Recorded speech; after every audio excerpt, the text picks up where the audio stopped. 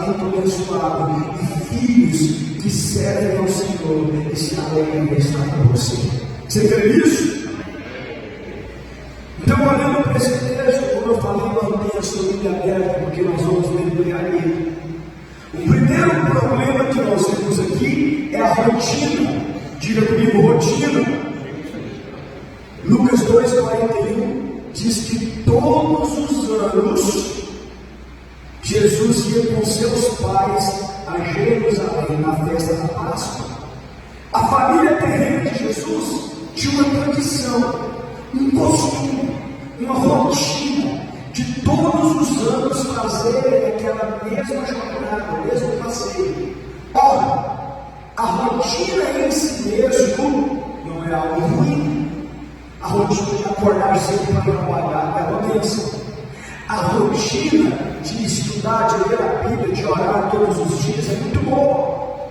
O problema, queridos, é quando a nossa rotina espiritual perde a sua vida, perde o fervor, perde o amor e se torna uma rotina religiosa, fria e servida. O problema é quando a nossa rotina espiritual deixa de ser o resultado da nossa comunhão verdadeira com o Pai e se torna puramente uma repetição religiosa. O problema é quando nós deixamos de ser guiados pelo Espírito Santo para ser guiado pela rotina religiosa, pela tradição religiosa. Amado, porque quando isso acontece, nós deixamos de fazer o que Deus está mandando para fazer, só o que estamos acostumados a fazer. É aquela história, eu sempre fiz assim e vou continuar fazendo assim. No caso aqui de José e Maria, eles estavam tão acostumados a fazer a mesma coisa, que na hora de ir embora eles foram no piloto automático. Mas naquele dia Jesus tinha decidido fazer algo diferente. E eles perderam Jesus de vista. Sabe, muitos problemas começam quando a gente começa a colocar a nossa rotina espiritual no piloto automático. E deixamos de ter um relacionamento vivo e real com o Senhor. Sabe, a rotina da repetição religiosa surge porque ela nos dá um falso sentimento de controle. E como seres humanos, nós temos a tentação de estar sempre no controle. Mas você nunca vai controlar o mover de Deus. Você nunca vai controlar o que Deus quer fazer na sua vida e através de você. A rotina espiritual que se torna fria, que se torna religiosa, ela dá uma falsa sensação de controle, ela dá uma falsa sensação de conforto, mas na verdade ela é uma prisão que rouba você de oportunidades de ter grandes experiências de fé com Deus. É por causa deste apego à tradição, à religião, a fórmulas, a sistemas e a regras, que o avivamento de uma geração se torna a religiosidade da próxima.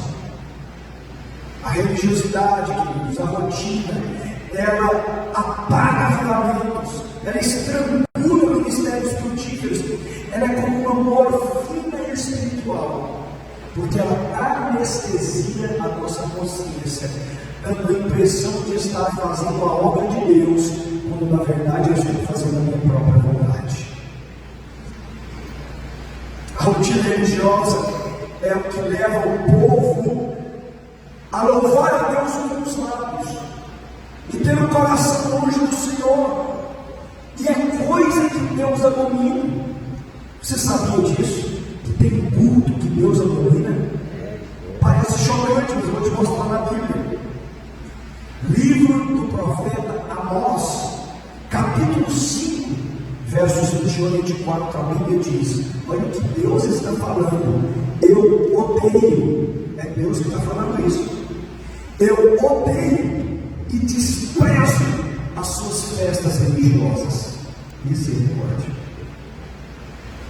Não suporto as suas assembleias solenes. Mesmo que vocês me tragam holocaustos e ofertas de cereal, isso não me agradará. Mesmo que me tragam as melhores ofertas de comunhão, não darei a menor atenção a elas. Afastem de mim o som de suas canções e a música das suas liras. Em vez disso, corra a retidão como um rio, a justiça como um ribeiro pequeno. Meu Deus! Deus está nos dizendo aqui que tem culto que ele abomina, tem música. Às vezes a gente está confundindo adoração com cantação, louvor com performance, culto com show gospel. Amados, e Deus abomina essas coisas. A rotina religiosa sem uma rendição a Deus, sem amor, sem obediência verdadeira, é como a oferta de Caim, é como o incenso de Corá, de Natã e Abirão, é como o sacrifício de Saul, é culto que Deus rejeita. Amado, quando nós deixamos de ser guiados pelo Espírito Santo, para ser guiado pela repetição religiosa, nós perdemos a bênção de Deus, porque Deus tem compromisso com o propósito dele, Deus tem compromisso com a vontade dele. Então eu quero convidar você a refletir sobre a sua caminhada de fé, sobre o seu ministério, sobre as coisas que você faz na sua casa, na sua família, na sua igreja. Você está fazendo por uma direção de Deus? Você está fazendo porque você está sendo guiado pelo Espírito Santo? Ou você está pegado a uma rotina, a processos, a métodos, a fórmulas que você já deveria ter engavetado há muito tempo? Porque o que aconteceu com José Maria é que quando eles foram fazer o que estavam acostumados, Jesus foi fazer outra coisa, eles se desencontraram no propósito de Deus. Como é que está a sua vida espiritual? Amados, se você aqui tem vivido assim, hoje eu quero chamar você a render o seu coração, a se colocar diante de Deus e dizer: Senhor, eu quero ouvir a sua voz com clareza, eu quero que os meus passos sejam guiados pelo Senhor, a maneira como eu me comporto na minha família, na minha casa, no meu ministério, na minha vida devocional. Eu quero ouvir a sua voz e seguir o que o Senhor tem para eu fazer.